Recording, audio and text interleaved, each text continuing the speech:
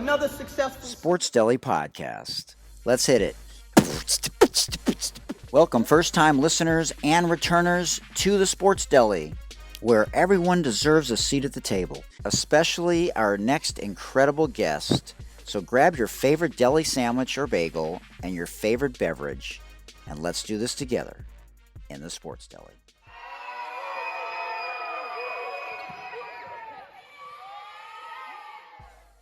We're so excited to welcome our 29th professional women's basketball player today on this first day of Women's History Month.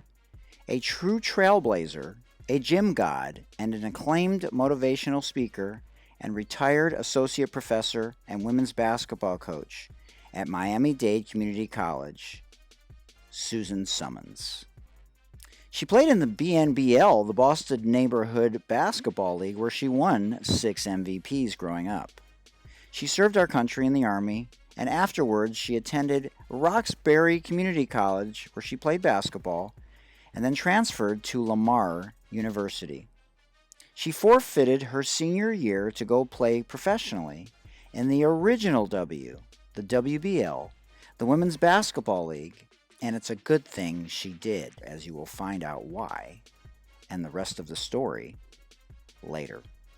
She was drafted in the 3rd round by the New Jersey Gems in 1981 and was one of the first African American women's professional basketball players in the history of the United States. She had an incredible vertical leap at 5'9" and a mean crossover. And like me, she loved the Isaiah Thomas stutter step move, and we will find out at the end of the show in our very famous rapid fire this or that segment if she would choose Zeke or Wardell if she had a choice. She didn't care about the conditions, as she would practice in the sun, wind, sleet, rain, or snow. And she always loved Lisa Leslie's quote about you can be a lady off the court, but on the court, you must be a beast. She worked at the police department for a brief stint. She's a 6-time Hall of Famer.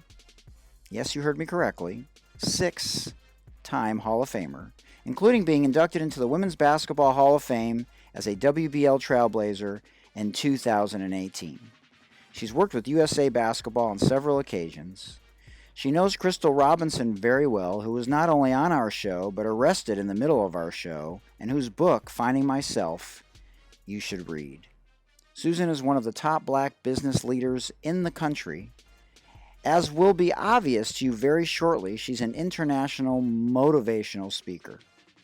She was voted one of the top 100 most influential educators in the world. She loves to motivate and inspire young girls around the world. She's one of 6 sisters and 1 brother, the youngest of 7.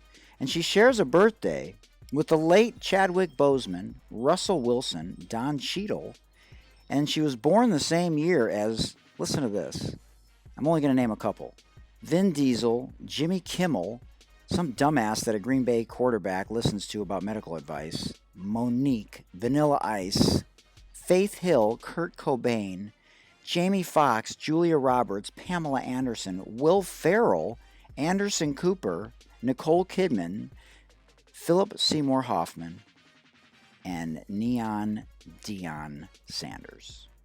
Incredible. And you can find her, among other places, at Susan Summons.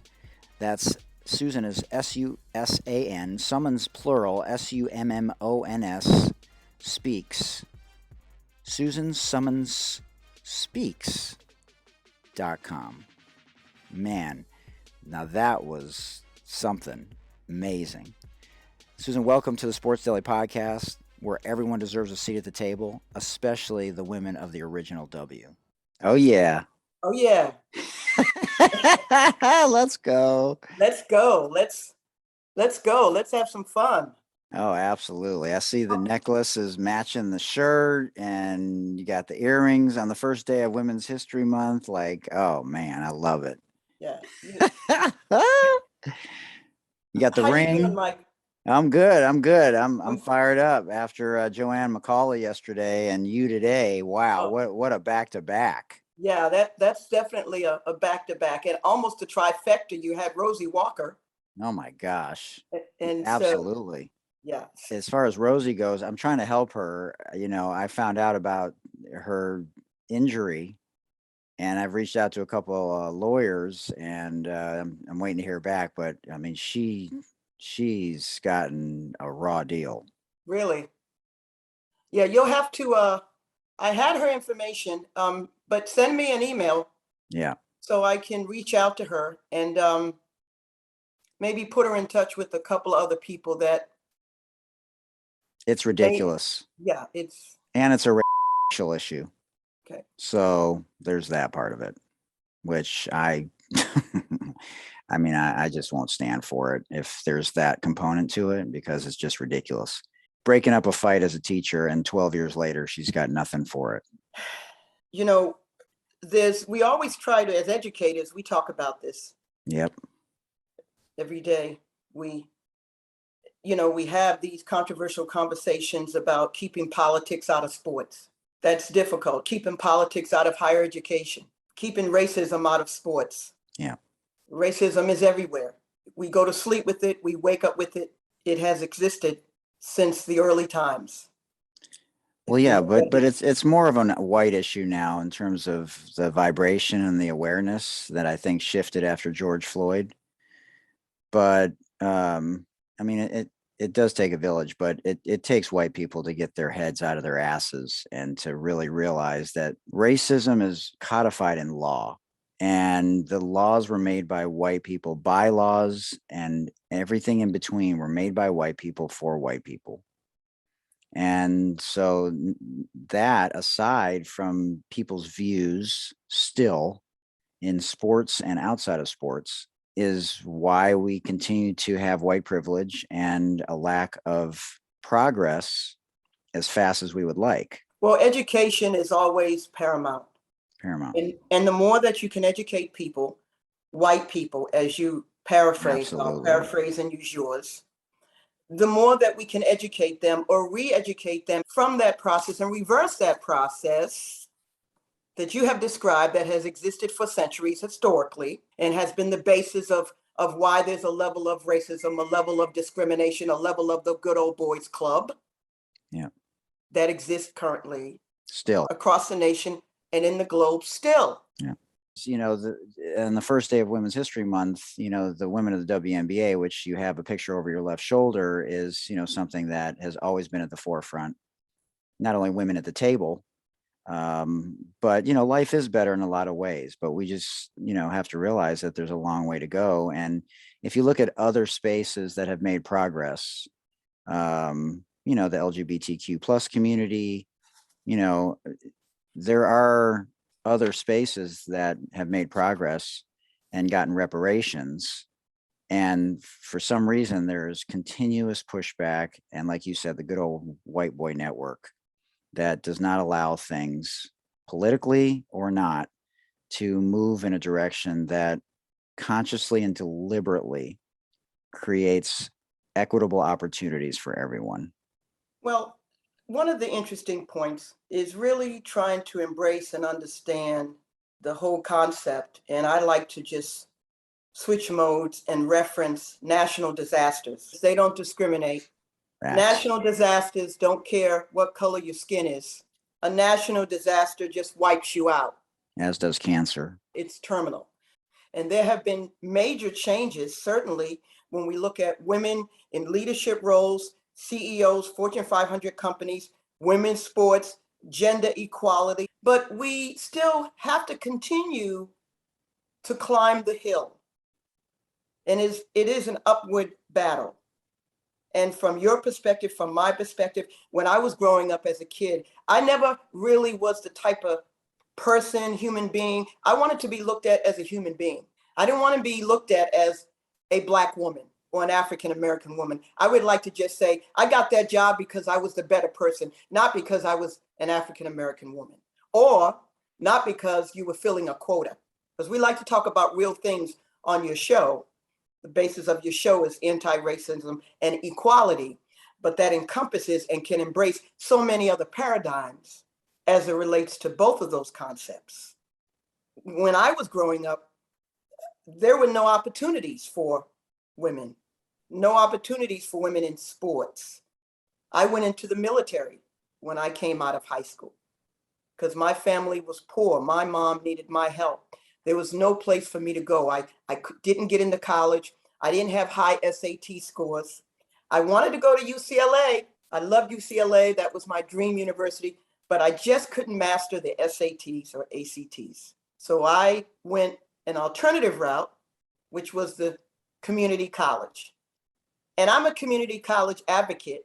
As you know, there are many WNBA players and NBA players that took the route of being a community college graduate, still going through the door, just a different door to arrive at the same destination.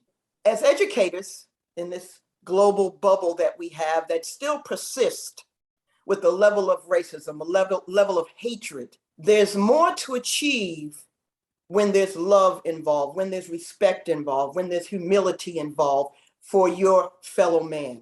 I can't tell you the number of moments that I've experienced as an African-American woman in this country, in the US, where I felt I was attacked or followed up with or had comments that were made that made me feel like, well, wait a minute, are we in the United States? Are we in America?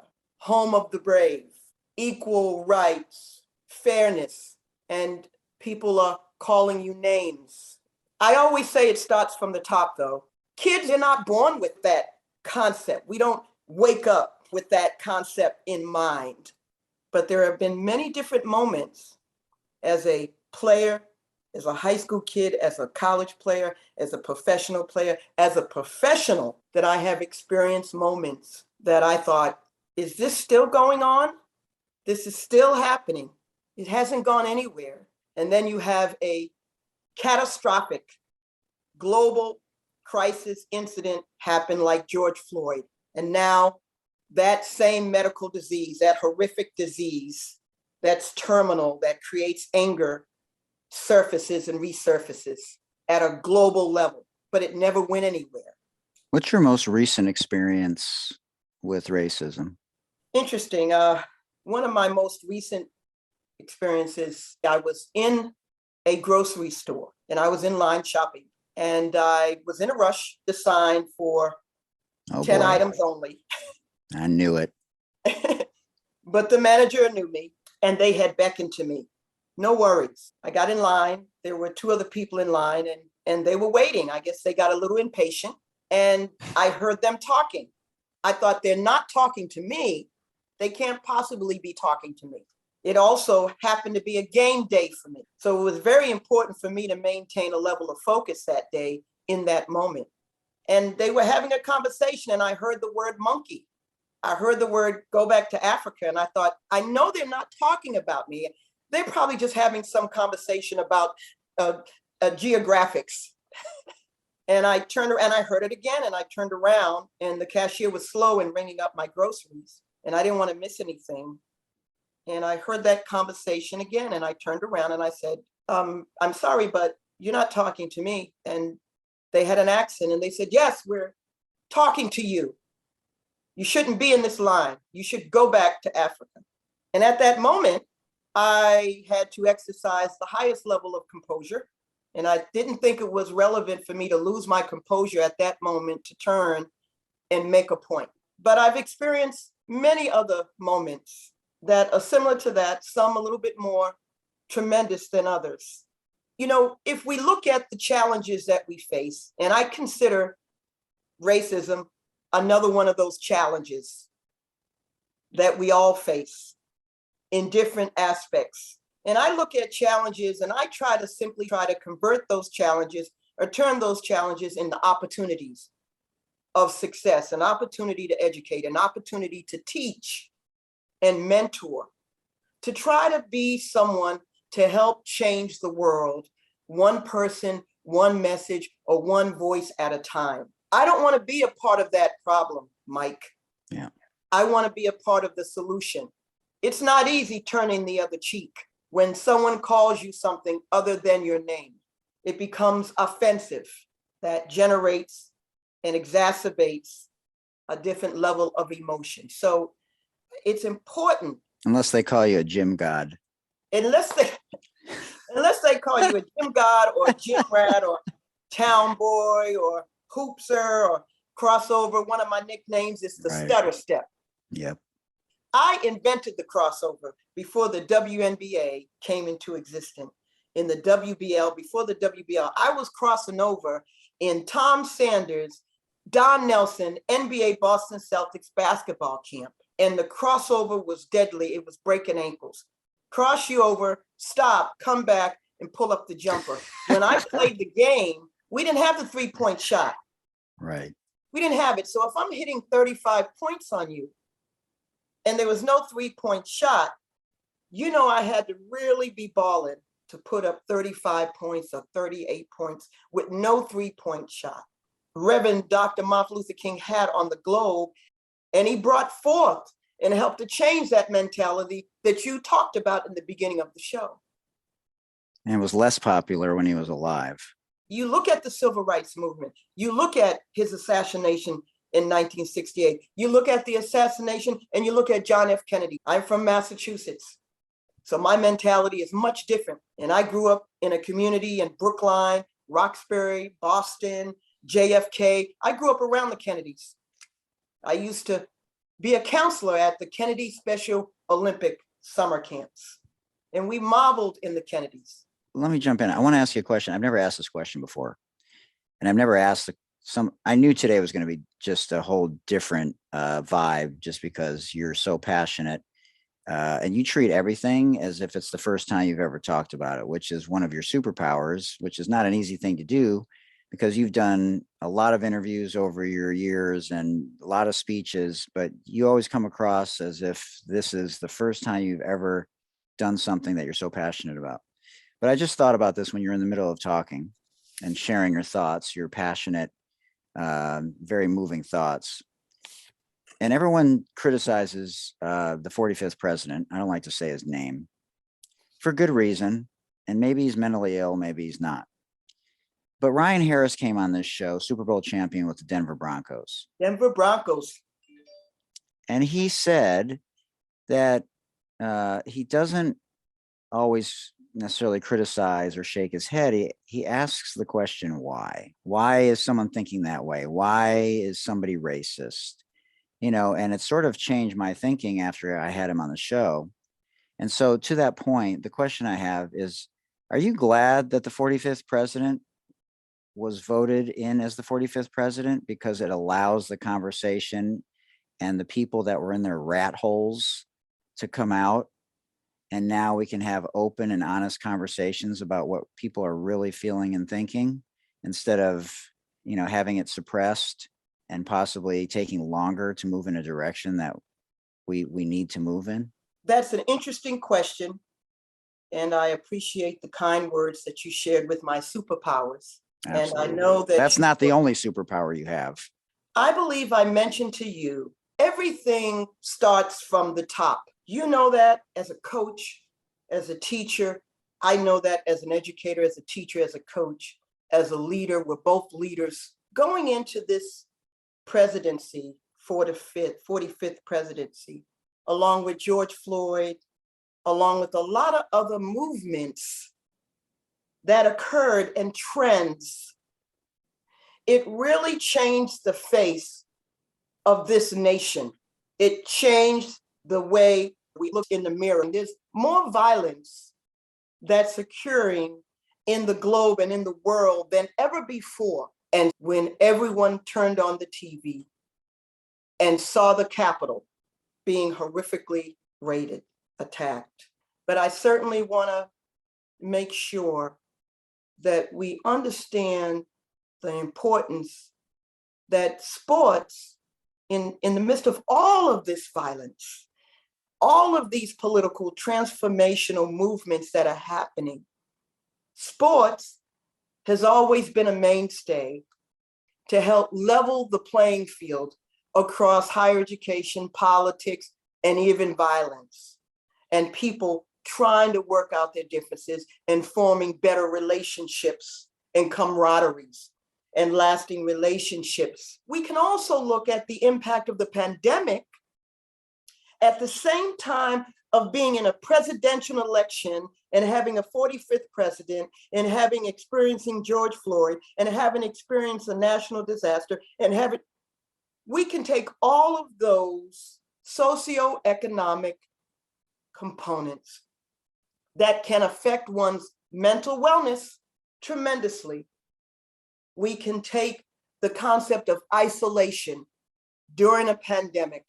Yeah, you have a picture of Robin Williams on your Facebook page and a quote from Plato that says, "Everyone you meet is fighting a battle you know nothing about. Be kind always." Robin Williams, a tremendous comedian, but a tremendous actor.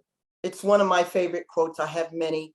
You know, when I read that, it was profound. And I had just said it to someone else.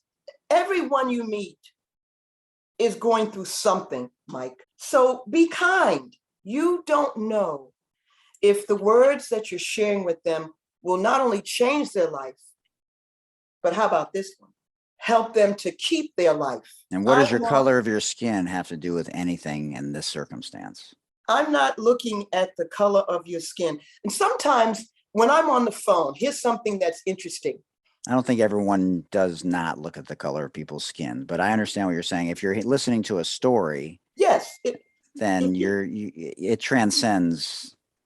Absolutely. And, you know, sometimes this happens. I could be on the phone. I'm talking to someone. They meet me and they have a certain look. And they look at me like, oh, I thought you were white. Why? But you're African American. Yes, because you sounded white on the phone. What? So there are different moments and experiences that directly relate to racism and equality or gender equality, but I have never tried to put myself in a box when it comes to working with people, meeting people, dealing with people, communicating with people. I love people. You know, I'm a former police officer, law enforcement. We bleed the same way, but I still also know the reality of where we're at still is that someone is going to look at me and see the color of my skin. I'm a Sagittarius. There. I want to share this. 100 years ago, Martin Luther King, he cashed a check at the nation's capital, and he dreamed of all people standing together to be afforded the right of life, liberty, and the pursuit of happiness. And if I didn't share this on this show today, then my last name wouldn't be Summons and my first wouldn't be Susan, and I would not be able to embrace my purpose and calling. So I want to ask you about that, because that's exactly what I was thinking about. You mentioned the military, you mentioned, you know, we haven't talked about coaching yet. You know, you talked about your police background, but I want to know, because there's a whole nature versus nurture argument when you talk about a lot of things. And so you know this better than anybody as an educator. But, you know, you played at a time, like you said, before women's and girls sports was supported. Title IX, you know, in 1972, as we approach the 50th anniversary of Title IX here on June 23rd. And, you know, we bet on women heavily on this show. And you played in the Boston Neighborhood Basketball League. And you were supposed to go to a Jesse Owens track and field invitation camp or track meet, something of that nature. And you got the opportunity to go because of a couple of very famous people invited you. And so, you know, today we're learning the rest of the story, but talk about what it was like being a young African-American girl in Boston or Roxbury, and how you navigated it, and how did you become so passionate about life and advocating for yourself, and then, you know, paying it forward for so many years. Fascinating to me. I can recall traveling with my mother as a child on the train and bus to homes in the suburb where she would go and clean and scrub floors. And I remember as a child standing there looking at that. And I would get this pain in my stomach. I didn't know and realize at that time that pain in my stomach in the middle of my belly, which I probably thought was a stomach ache, but it really wasn't. Because later, what I realized, and these I'm describing life-changing moments for me as a child that have fueled my never-ending passion and never-ending fire to do incredible things, pay it forward, and be that role model or be that person that helps inspire others. But later, when I lost my mother, my brother, and my father, the 3 different cancers, 8 months apart, without a lot of time to grieve in between, I felt that same pain in my gut. And that's when I really realized, and I said, all along, it's been a pain of ambition, passion, motivation, inspiration, perseverance, strength, and courage. Because I said I would never be in a position or have a job where I was going to scrub anyone's floors, even if I had to work 3 jobs. I said I would never be in a position where someone is going to tell me to shut up. Why? Because I'm a Black woman, and I'm a powerful woman that has a powerful voice and a powerful message to change humanity.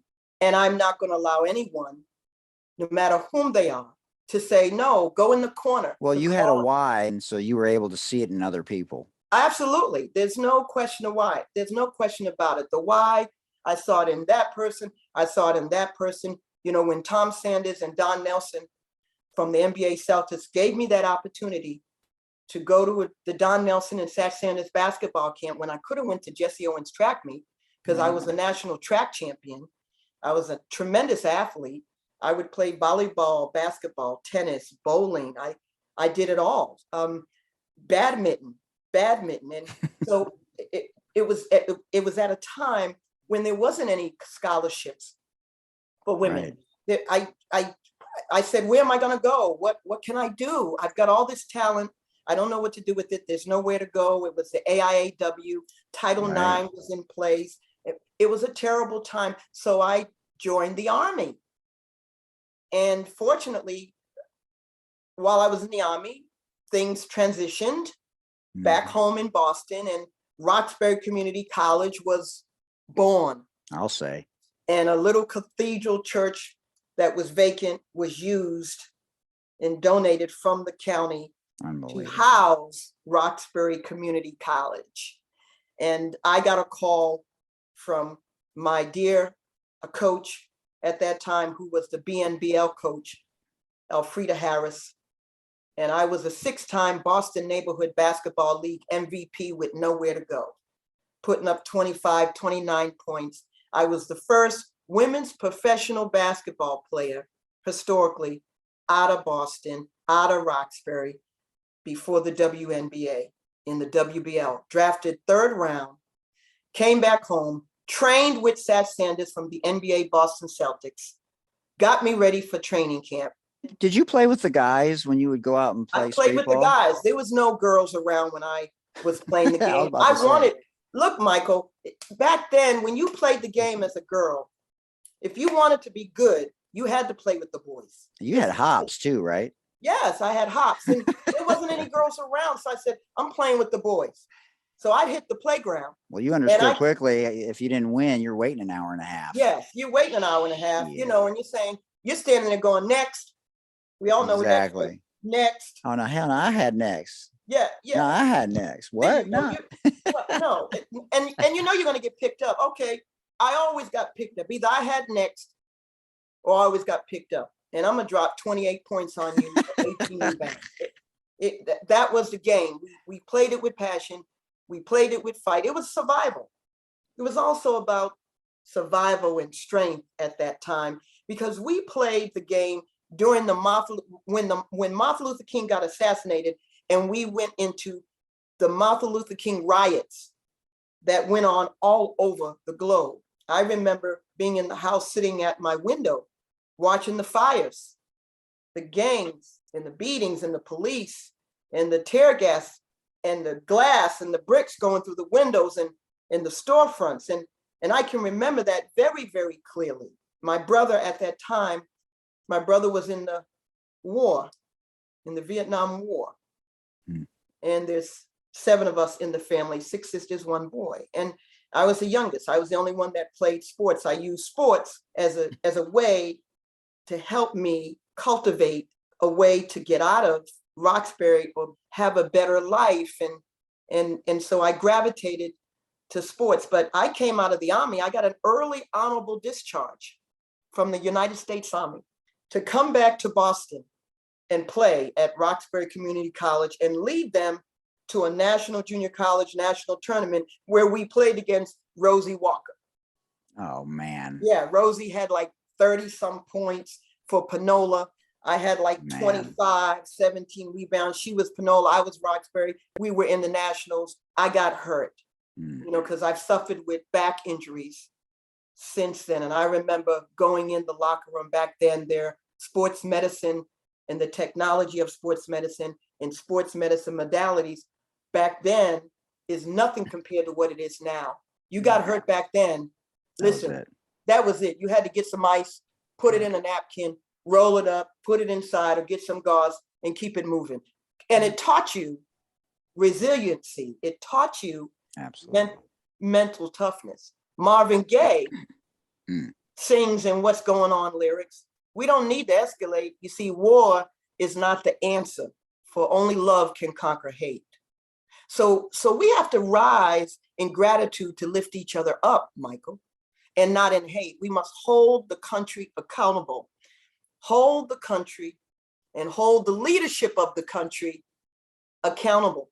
But you have to have conversations with people that don't look like you. Absolutely. You have to be able to conversate with the person on the other side of the desk or sitting in the other chair. The world is made up of all kinds of people.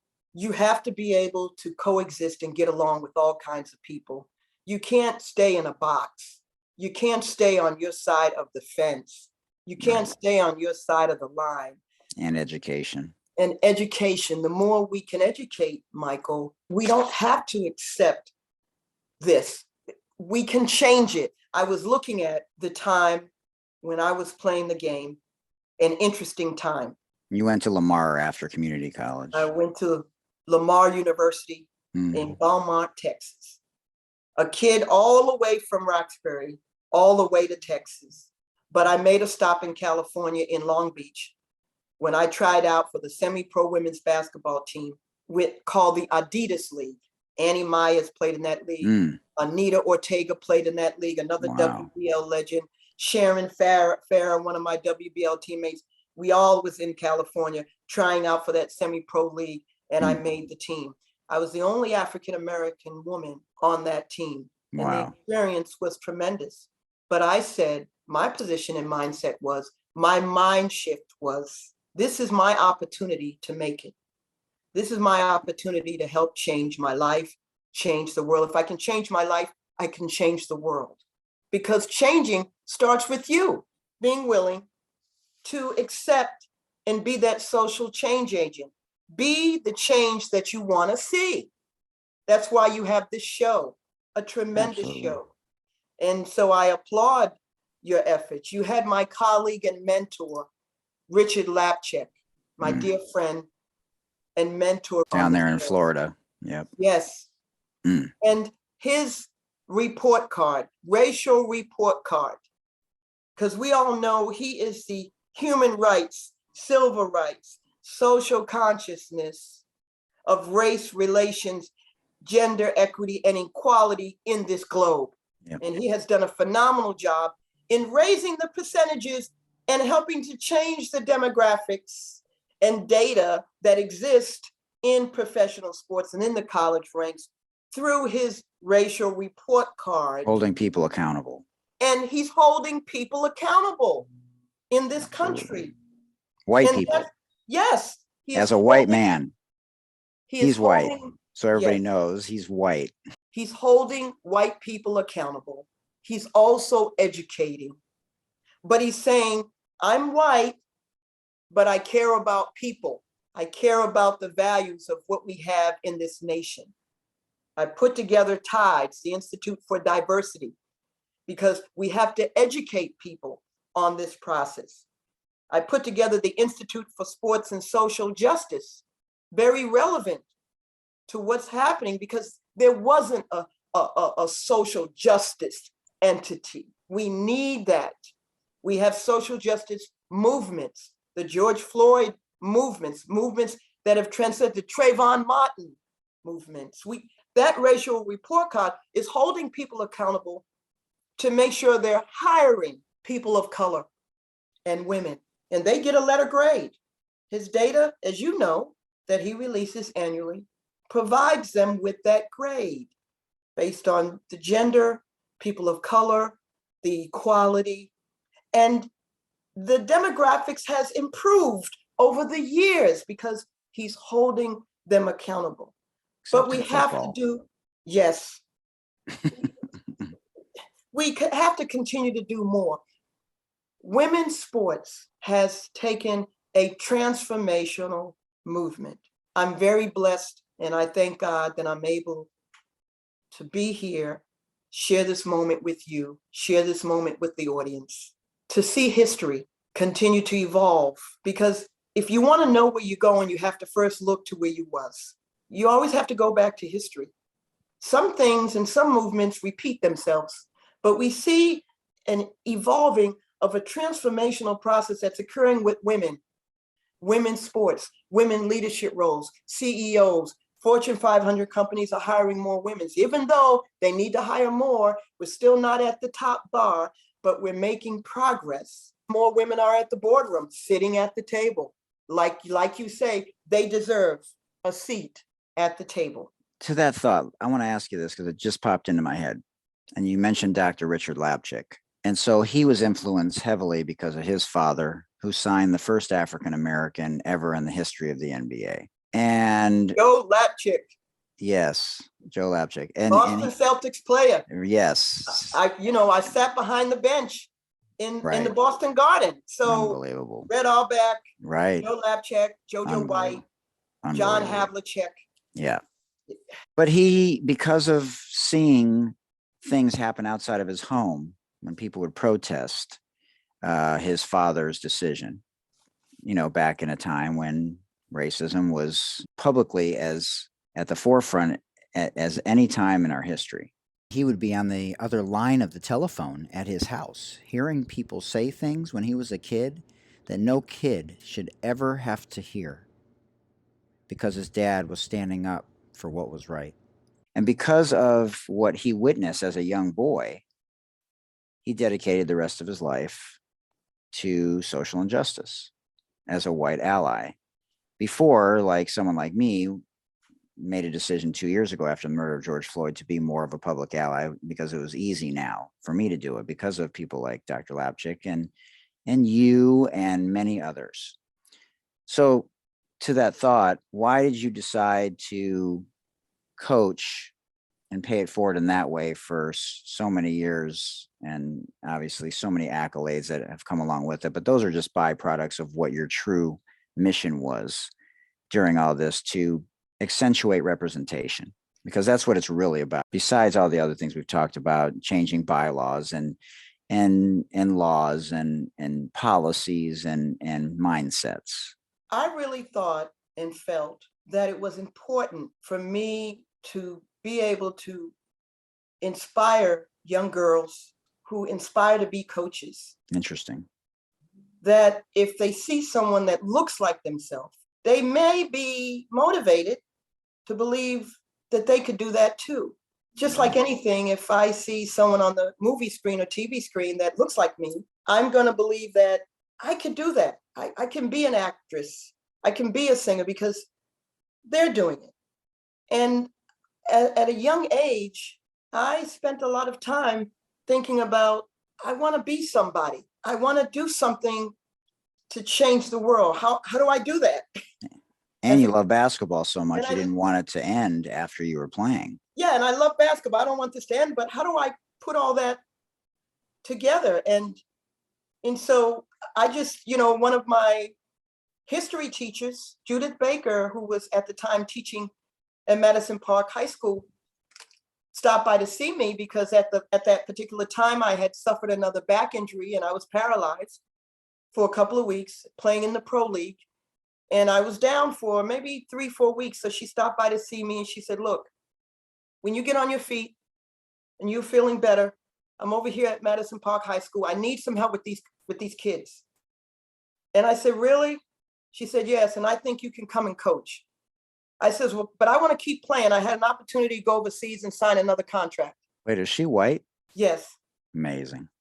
And so I had a chance to go overseas and sign another contract. So I'm thinking, no, I'm going to sign a contract. I'm leaving once I can start walking again, I get medication, I'm signing this contract and I'm going overseas. That didn't happen. I decided once I saw the doctor, and the doctor said, look, if you continue to play, you're going to need back surgery and you'll never be able to walk again. So it was at that time and at that moment, I made a decision. I got dressed, put my sweats on, my sneakers, had a ball in my hand. I showed up at Madison Park High School in her practice. And I says, Judith, or Judy as I call her, Coach Baker, I'm here. And we went and won the city championship that year. And I sent an All-American, a high school All-American. This was my first connection to Florida. I had a high school All-American, Valerie Avant, that helped lead that team to a championship. We went from 0-10 and turned the season around to like 26-10 or 24-10 and won the city championship to go to the state. And Valerie Avant was our All-American. And that was my connection to Florida. We sent her to the first Florida Community College. From there, she went to Old Dominion. Oh, Lord. So that started that historical connection with the game itself. But what did you learn from Coach that allowed you to be your authentic self? Well, I've learned a lot from a lot of different coaches. You know, I've had a lot of coaches, Judith Baker, Alfreda Harris, Steve Kowalski in California, Don Nelson, and Don Nelson and Satch Sanders coached me when I was in the best summer basketball camp. And Satch Sanders, he's like a mentor and like a stepdad. He trained me and worked with me, and I'd often have conversations just as a mentor and bend his ear. What do you think about that, Satch? What do you just try to get insight? And when he had his restaurant, Satch's, right there on Tremont Street, downtown Boston, Satch's. I'm just talking a little history here. Oh, heck yeah. But just don't talk about when Larry Bird stole the ball from Isaiah Thomas. Oh, and you guys beat my Pistons, because I might have a coronary right here on the show. You might have a coronary. That was a tremendous play. Another great player in Larry Bird, and another great Celtics. But all of those coaches that I've been fortunate to play for, I took a little bit of everything and a little bit of characteristics from all of them. And I says, here are all the characteristics. And these are all the things I don't want to be. These are the values I don't want to use. And here are all the values I want to cultivate. And I want to create my own style as a coach. Let me ask you a question, though, because you and I have both coached a long time, and I'm starting my 30th year this year. Coached 15 years on the men's side, and this is my 15th year on the girls and women's side, and most of it at the college level. And I was a head community college coach as well on the girls' side. And you have a different philosophy than a lot of coaches that coach for a long time. And we're in alignment that way. A lot of them, there's a disconnect with the players over time because they don't want to adjust.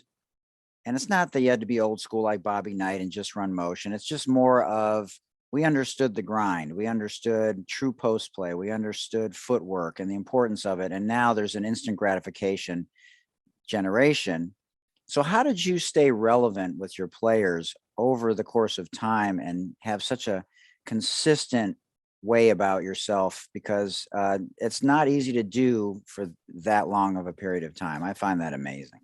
Well, thank you. You know, I have over the years believed that your coaching philosophy, your mission, your focus as it relates to your culture that you're trying to establish. So you never wavered when it came to how you got them there. And you never compromise your integrity and standards.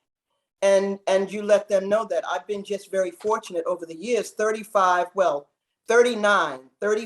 here, 35 at Miami-Dade before I retired, and 4 years at Roxbury Community College, All-Americans, Players of the Year, All-National Team, players that went to the USA Olympic trials, the USA Olympic Sports Festival trials, the WNBA player, ABL player, but graduates, 93% graduation rate and placement rate to Division I universities. And we're graduating kids every year for 35 years, not just 1 year, but every year, the graduation rate has been tremendous.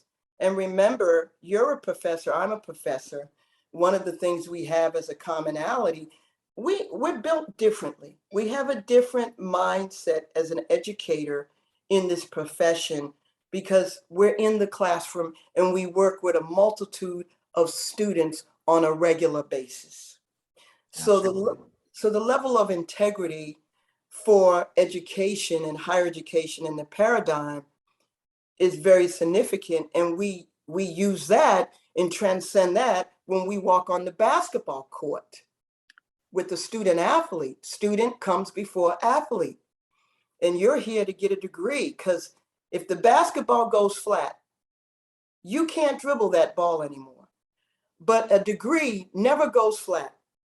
You can always dribble your AA degree and you can always get a job if you get hurt and you're going through something. So I've been able and fortunate over the years to cultivate that culture, that philosophy that's been etched in stone. Players buy into it. They have to buy into it. They have to believe in it. And the other component is just the natural motivation.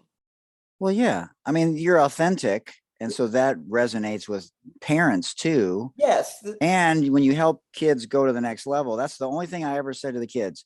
Take care of your business. I will take care of the rest and I will get you a scholarship, even if it's in the middle of nowhere. And you have to tell the player, we're living in a different time. So there's a different athlete out there. Right. That's what I was asking, because in the Yeah. beginning, you could probably just say, shut up and dribble. And then you couldn't do that in the later part of your career.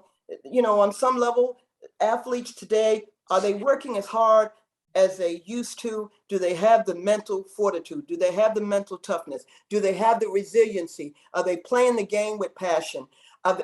You have to ask yourself those questions. I'm on phone calls with coaches across the country that ask me, how do you do it? What are some of your strategies? These kids, these athletes, they're not as tough. They're not as resilient. You sprain your baby finger. and I'm done. Well, I mentioned earlier in the show, we talked about resiliency and the ability to overcome challenges. And we all are faced with challenges every day. And as an athlete, a student athlete, one of the challenges they faced was trying to be a student athlete during a pandemic and feeling the impact of being isolated. Absolutely. From their teammates, from the world, from the community, from campus life.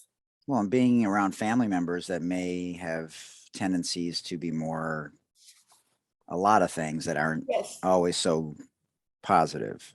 Absolutely. And of course, you're going to get a different type of athlete that's existing right now in this movement, in this trend that we see.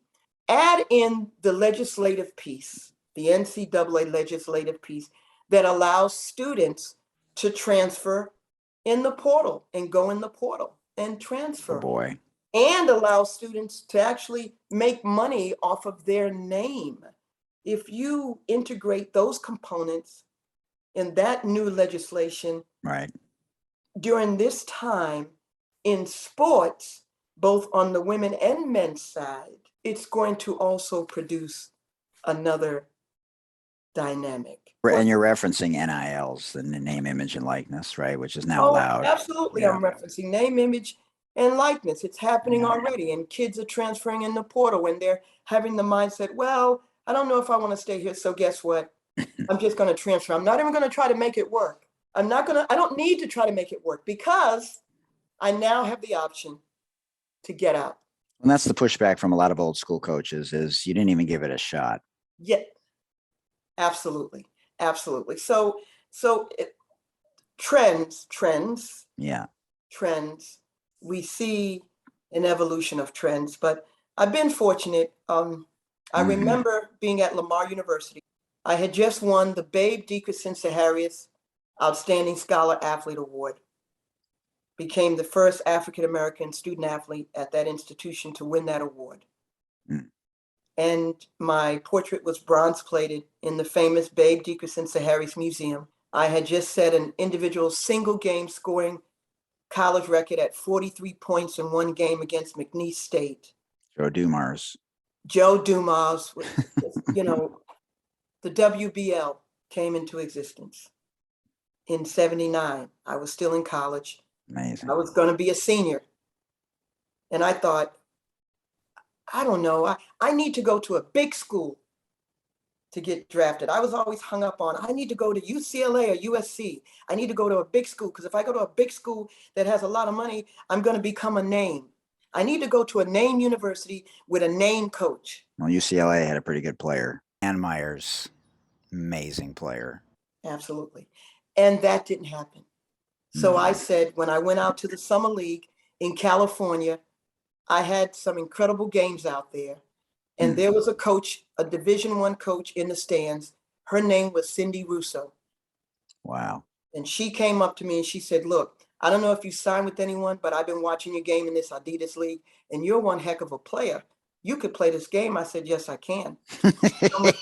If someone gives me an opportunity, I can help lead you to a national tournament. And she came back to watch me play in the next game. And at the end of the game, she said, look, I'm taking the job at Lamar University. I'm leaving FIU. I'm leaving FIU.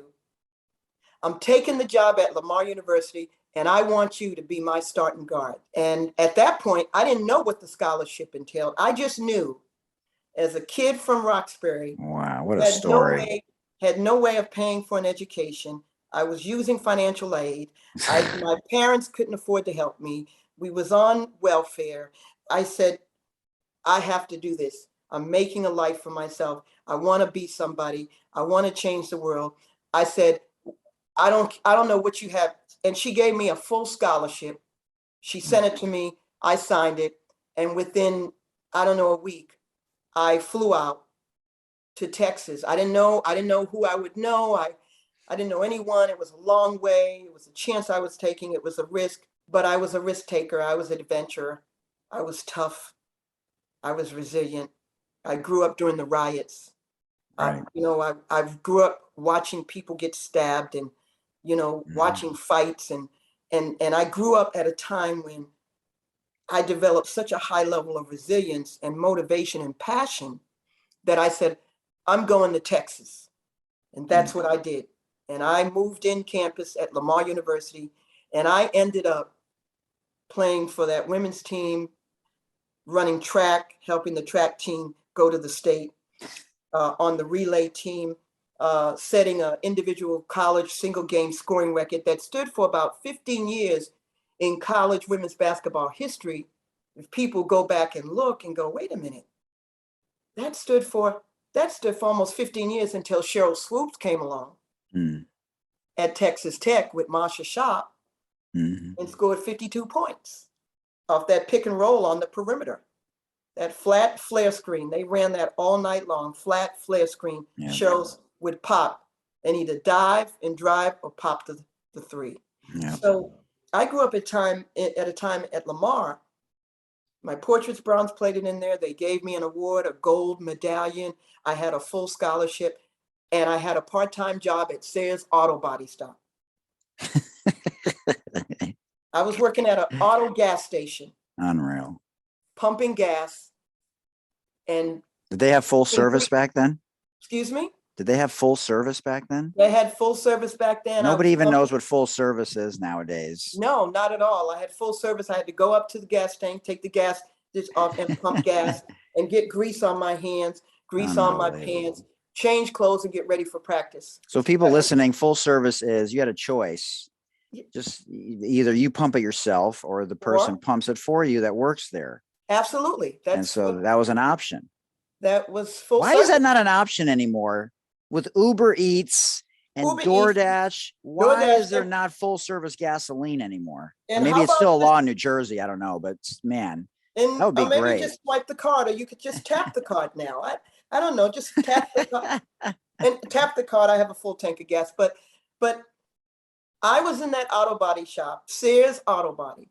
With I a bunch remember of being guys, I inside- would imagine. I remember being inside the office when the phone rang and the WBL was holding their draft. Oh boy. And I thought, and at that time, I was ranked number 2 in the state of Texas behind Rosie Walker. Rosie Walker was number 1 for Stephen F. Austin, and I was number 2 behind Rosie Walker in the state of Texas. And I think, here's a kid from Roxbury that nobody knew, no name. I didn't go to a name university. At the time, I didn't play for a name coach, although she's one of the top name coaches, legendaries now, Cindy Russo. Yep. But I didn't have any of that. No one knew my name, but I said, I'm going to make a name for myself. And that's what I did at Lamar. And when the phone rang and they said, there's a phone call for you, I said, who's calling me? I'm at work. I got to do this gas. They said, there's a phone call for you, and they're calling from what they call the WBL Women's Professional Basketball Draft. And I said, what? The draft? And I said, they probably got the wrong number. And I said, hang up, because I don't want to get fired. I need this part-time job. And they called back. Thank God they called back. Thank God they called back, right? And it was Kathy Mazzolino and the GM from the New Jersey Gems. Unreal. And they said, is this Susan Summons? I took the call. They said, is this Susan Summons? I said, yes. Is this Susan Summons that was ranked number 2 in the state of Texas in scoring? 5'9", athletic guard, can jump out the gym. With a mean crossover. With a mean crossover. We've watched film on you. We've heard about you. I said, this is she. How can I help you? Because I have to go back to work. They said, this is Kathy Mazzolino. I'm here with my GM, and you've just been drafted in the WBL of the 3rd round, and you're getting ready to play women's professional basketball for the New Jersey Gems. Unreal. And I thought, this is unreal. This is not happening. This is a dream come true. I forfeited for that dream my senior year of college. Wow. Unbelievable. I forfeited for that dream. It's a good thing you did. Yes, I took a risk and I forfeited my senior year of college, all paid for, to fly back to Boston. I called Satch Sanders and I said, listen, Satch, I've just been drafted. I called the newspapers. I've just been drafted. He said, drafted, yes, in the first historical women's pro league in the United States, the WBL. I'm going pro. I need you to train me. And that's what he did. 2-3 times a week before I left for training camp in New Jersey. And went to the training camp, got hurt on the second day, was playing against Olympians. Cal Blajowski was there from Montclair State, the Blaze. Yep. You know, we're good friends. Yep. Jill Jeffrey, Gail Marquis, the 1976 Olympian. There were some Olympians in the house. First Olympics in the history of women's basketball. Yes, Yep. first Olympics. And I took a hit, and they weren't playing because they were trying to make the team. And I took a hit, almost took me out. And I went in the back in that locker room, and I said, you know what? And I can either stay in the locker room or I can come out here and show them just how tough I am, because this is my dream. And I can't turn back now. I have to be strong. And I put some gauze inside my mouth. I wiped the blood up. I got some ice. I went back out there. Unreal. And game on. That was it. And I made it through the next 3 training days, made the team, played in one game. Then New England. I had a name up in New England. Yep. You know, I was balling up there. All the community centers, Hartford, Connecticut, Rhode Island. And so it was just amazing. And so New England got a franchise. They brought in Jim Luskatoff from the Boston Celtics, the hatchet man, as he was called, when he played for the Boston Celtics. And he said, that's your coach. He got on the phone and he said, we just picked you up. We need you. You're a franchise player. That night I packed up, flew back to Boston, and I was a New England Gull in uniform for the next games and for the rest of the season. And then that year, the league folded. Right. That's what I was saying. So everybody knows why it was a good thing that you left that senior year, because you only had one year. Yes. Amazing. So, and so after the league folded, I spent time with my agent and lawyer to try to recover money from the contract that I had. Yeah. I was able to recover some of it. And then I decided I've got to get my degree. So I got a job as a law enforcement agent. Mm-hmm. And I went to college on the weekend. I worked during the day at full time. And on the weekend, I went to college at New Hampshire College. I would drive to New Hampshire from Boston Saturday and Sunday morning in the snow. Wow. Every weekend for a year and a half to get my bachelor's degree.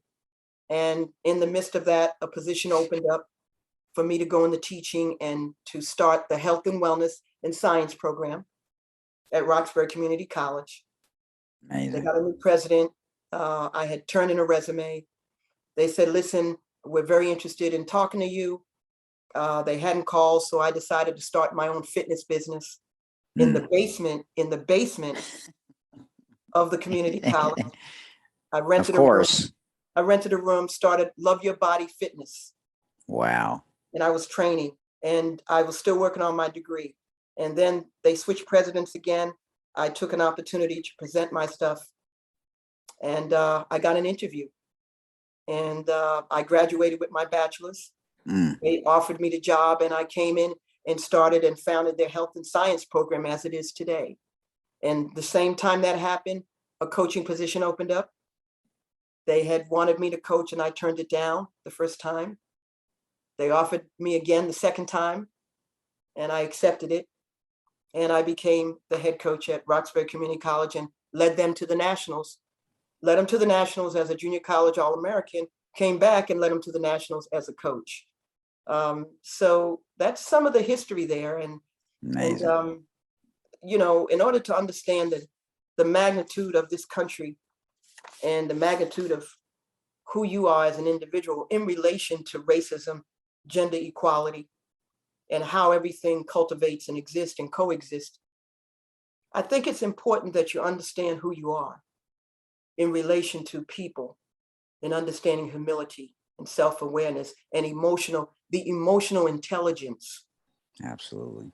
Of understanding how you react to the people that are around you. And that's very, very relevant as it relates to being a success and achieving. Well, and you didn't try and fix everything at once. You allowed the journey to help you be a better version of yourself as time went on. Because, you know, it is a continuous process as an educator to be the best version of yourself every day, because it's a continuous thing. It's always evolving. And your players and your students saw that. I think what's important as it relates to evolving and the consistency of being your better self. There was an experience that I had. I was traveling. I was with USA Basketball. And if I had allowed that experience to cause or be a distraction from the focus and the goal I had of being a top educator or a top sports personality or a top national speaker, or just being that person that inspires others, I wouldn't be here today if I had allowed that moment to compromise my integrity and principles as a human being and cause me to lose my focus, because people are watching me.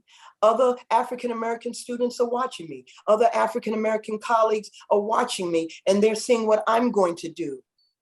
Are you saying there was temptations to go down the wrong path? Or and there was temptations to address issues and incidents that could have really magnified into a dynamic that may have had repercussions. Right. You know what? Sometimes you have to pick and choose the battles. That's what I was going to ask. Yeah. That are very important. Now, there are some battles that are just not worth fighting. Or not at the right time. Not at the right time. You have to pick and choose the time and pick and choose the moment that's appropriate and that's right for you to address that issue. And I will say that everything always comes back full circle. The cycle always comes back and gives you an opportunity to address that very issue that maybe you did not address 5 years ago because the time and the moment wasn't right. But when I receive a phone call and someone says to me, "You have inspired me. You have no idea that you inspired me. I watched you 15 years ago, and that's why I wanted to be a coach, because of you." you didn't say much, but it was how you handled your situation. It was the way you handled and maneuvered Absolutely. your dynamic. And through so through spaces that, quite honestly, oftentimes you're not allowed in. Absolutely.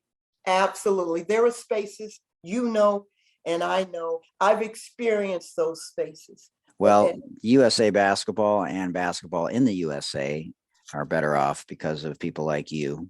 And so let's ask a couple of rapid fire questions, because that's the fun part of the show. And then I'll leave the stage for you to finish up with anything else that you want to touch on. Okay, so Allen Iverson or Tim Hardaway's crossover? Tim Hardaway crossover, Allen Iverson. I love both of them. Tim Hardaway is a good friend of mine. Shout out to Tim Hardaway and his son. I've crossed over and shot some hoops with Tim in the gym right here in Miami, Florida. Their crossovers are deft.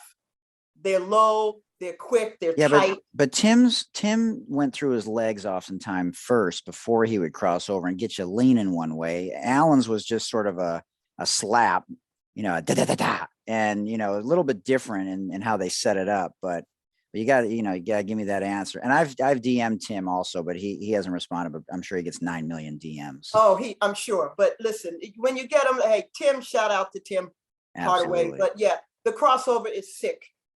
Breaking ankles. Love both of them. But Allen Iverson, he had a little bit, he had that extra speed. He had that explosive. Yeah, his speed was his explosive acceleration. I never seen anyone get downhill that fast. Exactly. How can you get downhill without falling down? Right. Thank you. Zeke or Steph Curry? Oh, Steph Curry.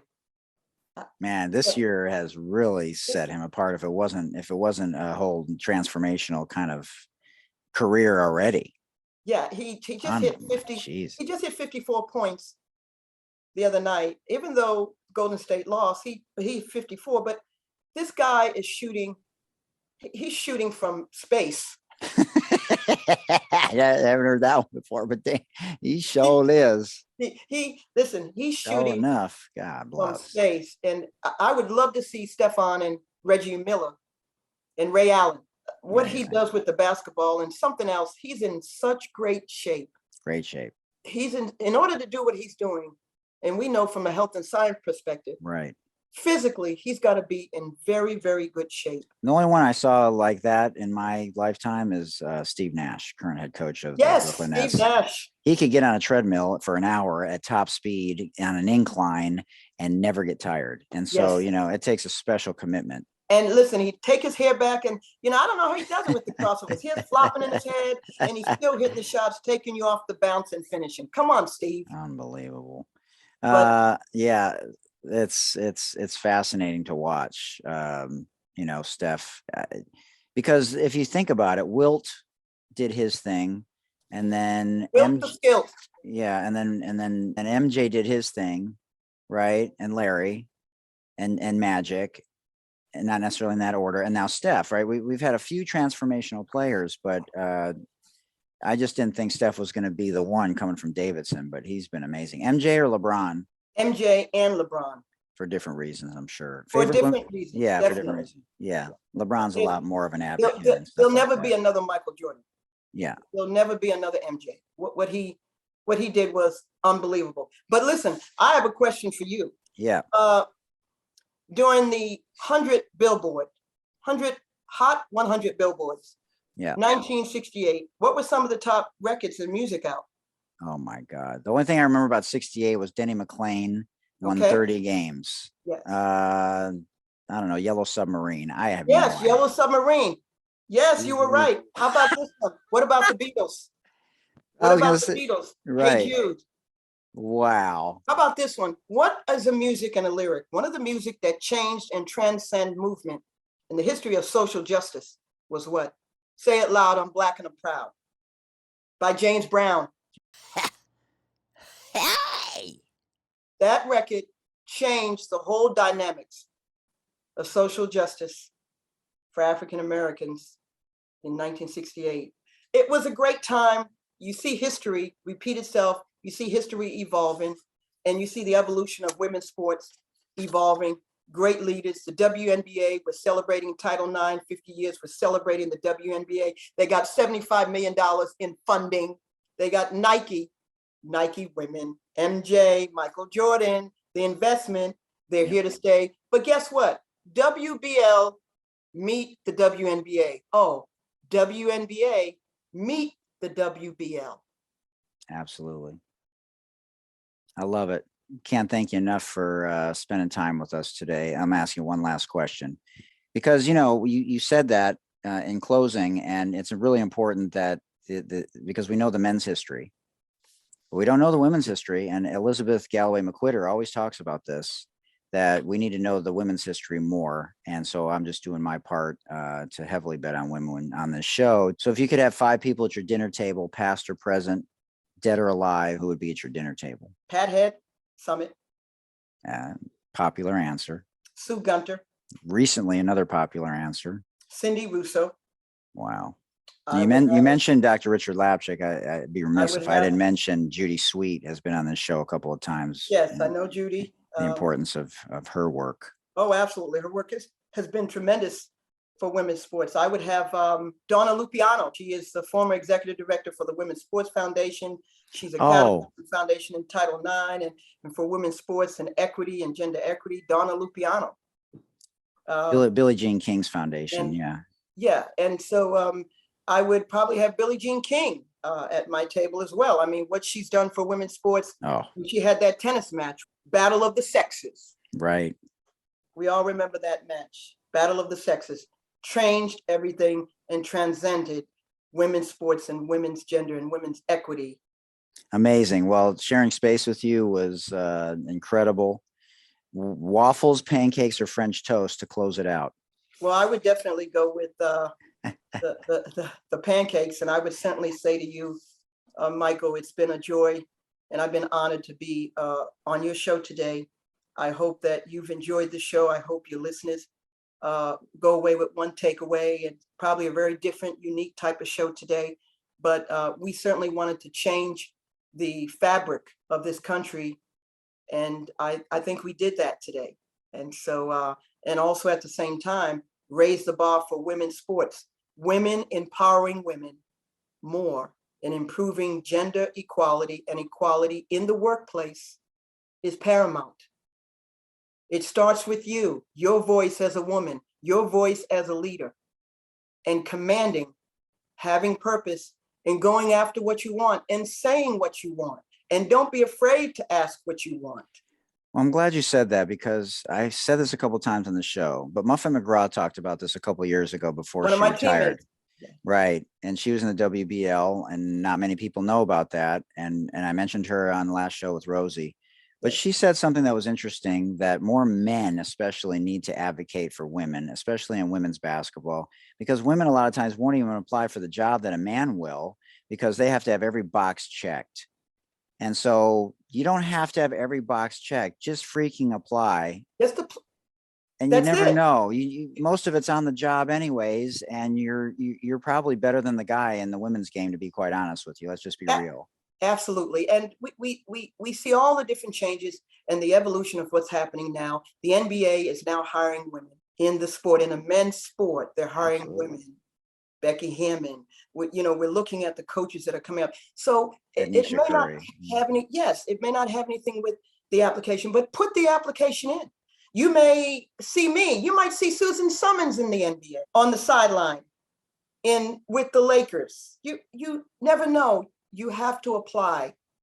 But listen, Sports Daily Podcast, anyone who's in Boston, if you're in Dudley Station or Dudley Square, as they call it, there's a great sub restaurant. It's called Spinelli's. Stop by, pick up a sub there in their deli. In the meantime, much applaud and shout out to my friend, Michael. I appreciate you. This is a wonderful show. And for anyone who's listening, who's watched the show today, I hope you enjoyed it. I hope you walk away with some enriching components that allow you to step up your game and be that better person as it relates to humanity and accepting people for who they are and raising the bar and holding the country accountable for racial harmony, not racial divide. Thank you. Absolutely. Oh, much love and respect. And love definitely is the answer.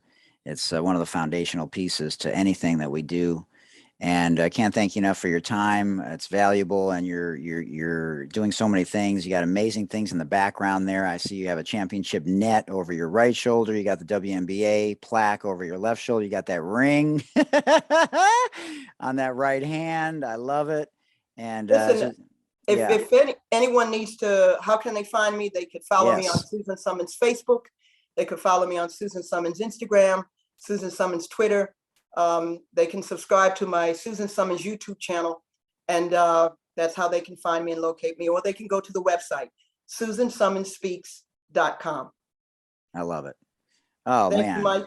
Awesome stuff. Have a beautiful week. I can't wait to hear the feedback from everybody about this one. Absolutely. And let's get together and have a deli sandwich sometime. Yes. Have you ever been to the Rascal House? No. In Miami? No. Wow. Where's it located? Oh, I don't remember. I used to go there all the time with my great grandmother. I'm gonna locate it today. Oh man, fire. I'm gonna locate it today. Definitely. All right. Take care. Shoot them straight, everybody. I'll try to. All right. Yes. Much love. All right. Talk to you soon. All right, everybody. Thanks for sharing space with us today. We truly hoped you enjoyed that amazing interview. Remember, everyone, Black Lives Matter. Stop the bullying. Stop the Asian hate. Contact your local and state politicians for any inequalities, for any individual or any group that's being marginalized. Also, everyone, we want to raise awareness for those individuals that are currently imprisoned for non-violent offenses, in particular those with long-term sentences that are disproportionate, in particular to those people in the Black and brown community. And I want to send a shout out to 40tons.co. 40 Tons is a socially conscious cannabis brand, and they're a social enterprise using the regulated cannabis industry to fight injustice, in particular for cannabis prisoners. So check them out again at 40, the number 4, the number 0, tons, plural, 40tons.co, because what they're doing in the cannabis space and being a socially conscious company is truly incredible, and they have my full support. And also wanted to remind all of you, if you're having a tough time, you can always call the Suicide Prevention Lifeline, and that number is 800-273-8255. That's 800-273-8255, and they are available 24/7, 365 days a year. You can also always check me out on Twitter, Instagram, and on TikTok at Mike Hootner. Thanks again to our amazing sponsors, Breaking Tea, SportRx, PSK Collective, City Lokes, and Moolah Kicks, which you can see right here up on the screen. You can search them online at breakingtea.com, sportrx.com, pskcollective.com, moolahkicks.com, and citylokes.com. And if you'd like to support us at the Sports Deli, we'd love to have you either make a one-time donation or feel free to make a donation monthly, either 99 cents a month, $4.99 a month, or $9.99 a month. If you have questions about that, send me an email again to thesportsdeli@gmail.com, and I will send you the link on how you can do that. You can also find it at the bottom of every podcast on Spotify or Apple Podcasts. Link at the bottom to support the show. Please check out our website at thesportsdelipodcast.com. Make sure that we continue the conversations with regards to 3 strikes and you're out and mandatory minimums, especially people that are in jail for non-violent offenses. So those things need to change. Until next time, remember, it takes a village. For Dr. J and Coach K, I'm Hootie Hoot. This has been a production of Hootie Hoot Productions. Thank you for joining us in the Sports Deli, where everyone deserves a seat at the table. Remember, it takes a village. Much love, everybody.